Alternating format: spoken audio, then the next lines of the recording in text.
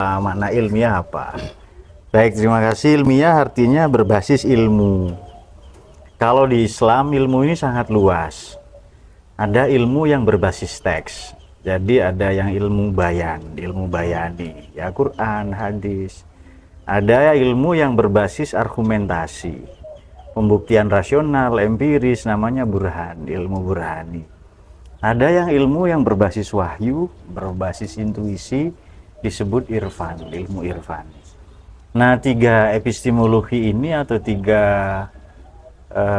metode memperoleh pengetahuan ini berkembang baik di Islam, tetapi sekurang-kurangnya oleh karena Islam ini membuka diri pada pengetahuan dan memang ia adalah agama yang berbasis ilmu, maka ilmu-ilmu yang sementara ditemukan oleh orang Barat pun diterima.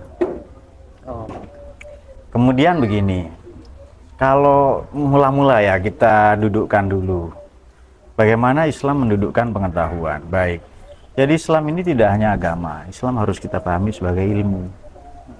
Dan pada aspek ini harus kita akui Islam bukan berkembang tapi mundur, untuk tidak mengatakan stagnan ya. Atau sebaliknya kita katakan stagnan untuk tidak mengatakan itu mundur. Jadi begini, ilmu di Quran ini 854 kali.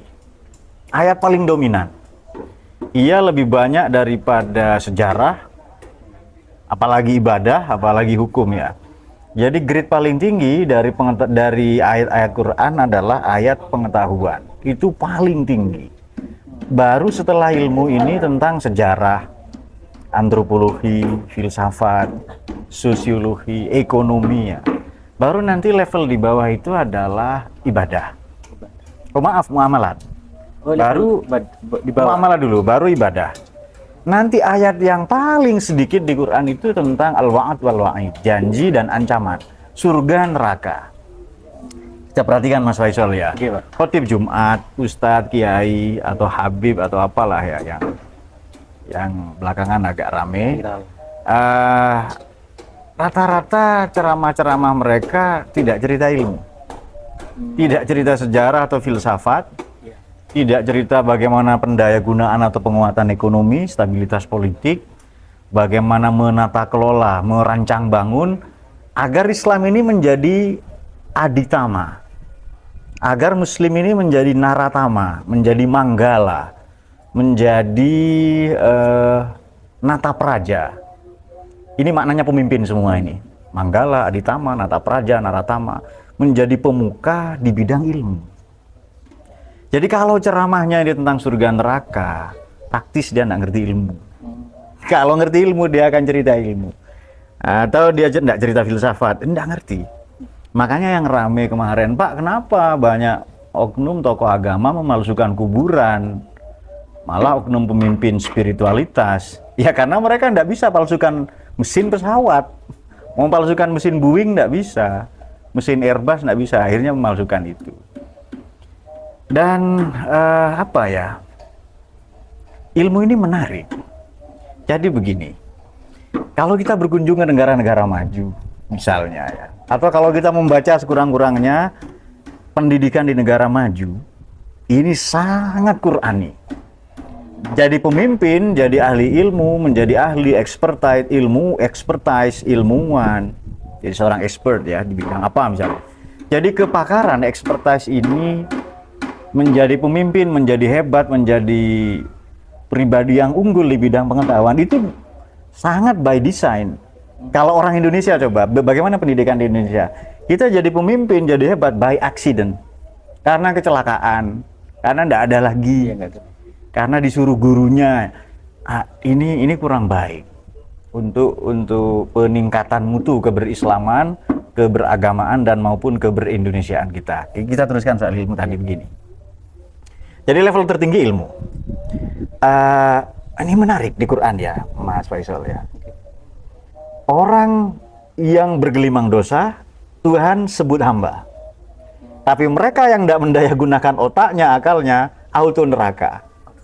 Jadi makanya orang yang bergelimang dosa, Tuhan menyebutnya ya ibadi. Di surat surat paling optimis ya di Quran, di surat Zumar 53. Bismillahirrahmanirrahim. Qul ya ibadiyalladzina asrafu ala anfusihim la taqnatu mir rahmatillah. Qul, katakanlah Muhammad, beritakanlah, sebarluas, viralkanlah Muhammad sallallahu alaihi wasallam, ya ibadi, wahai hambaku, alladzina asrafu ala anfusihim. Bahasa Maduranya, please inform Muhammad ya. Ya ibadi, oh my slave, alladzina asrafu ala anfusihim, who has exceeded from their selves. Katakan Muhammad kepada wahai hambaku yang melampaui batas. Coba, melampaui batas ini menurut Anda baik atau buruk? Buruk, Pak.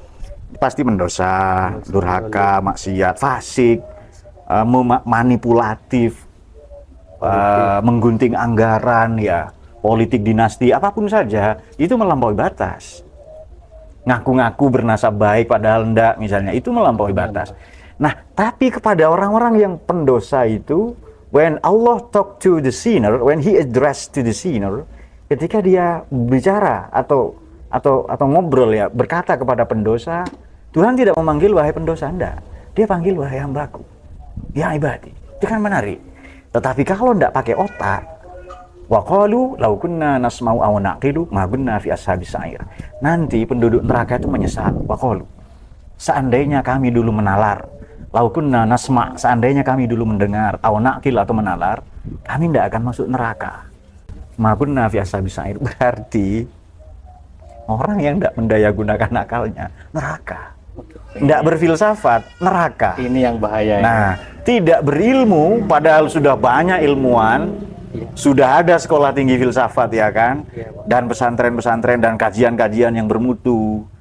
Misalnya Cahyaning Nalar itu bagus itu. Bagus itu, Pak. Kemudian konten-konten bagus. ya, quote-quote filsafat yang belakangan dijadikan kaos, misalnya dignified apparel itu bagus. Itu sudah jadi adigium saya.